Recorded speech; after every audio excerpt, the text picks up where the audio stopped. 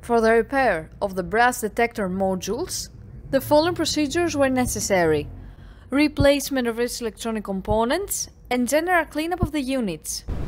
For testing, we add a 100 volt AC power supply, and by adding a variable voltage input signal, we see that as soon as we near the 3 voltage set point, the module reacts accordingly and the LED indicator lights up.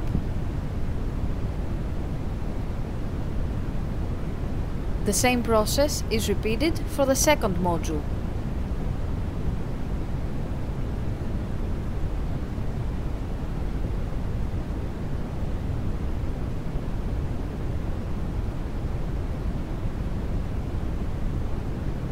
It is now clear that both modules are working successfully and are ready to be delivered to the customer.